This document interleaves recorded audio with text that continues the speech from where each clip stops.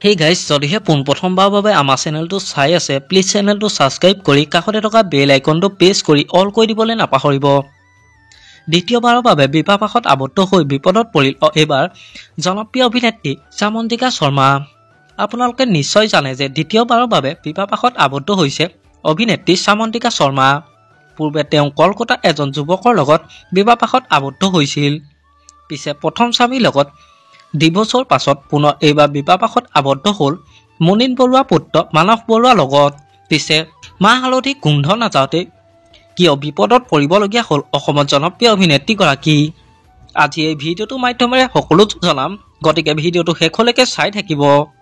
চৰ্চাৰ বিষয় হৈ পৰিছে অভিনেত্ৰী সামন্তিকা শৰ্মা বিয়াখনক লৈ।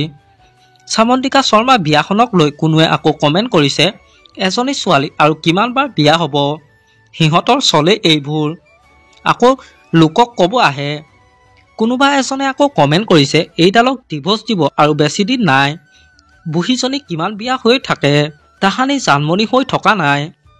কোনোবাই আকৌ এই কথাষাৰ উচিত প্ৰত্যুত্তৰ দিছে এনেকৈ, পৰাপক্ষত দ্বিতীয় বিবাহ কোনো মানুহে চখত নকৰে। কাৰোবাৰ ওচৰত যদি জীয়াই থাকিব মৃত্যুৰ দৰে সময় পাৰ কৰিবলগীয়া হয়, তেন্তে সেই জীৱন অৰ্থহীন। দ্বিতীয় বিবাহ কোনো পাপ নহয়। নিজৰ জীৱনৰ সিদ্ধান্ত লোৱাৰ অধিকাৰ কেৱল নিজৰ। আৰু এনেদৰে আপোনালোকে দেখিব পাইছে, কিছু লোকে যদি ভাল পাইছে আৰু কিছু লোকে তেওঁ দ্বিতীয় বিবাহক লৈ বিৰোধিতা কৰিছে। আৰু এনেকৈ বিতৰ্কৰ মাজত সোমাই পৰিছে অসমৰ জনপ্ৰিয় অভিনেত্ৰী সামন্তিকা শৰ্মা। আপোনালোকে ইয়াৰ ওপৰত কি ক'ব মোক এটা কমেণ্ট কৰি জনাবচোন। আমাৰ আজি ভিডিঅ'টো আছিল ইমানেই। আজিলৈ বাই বাই।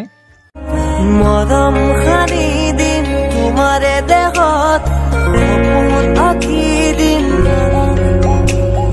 প্ৰতি পদকত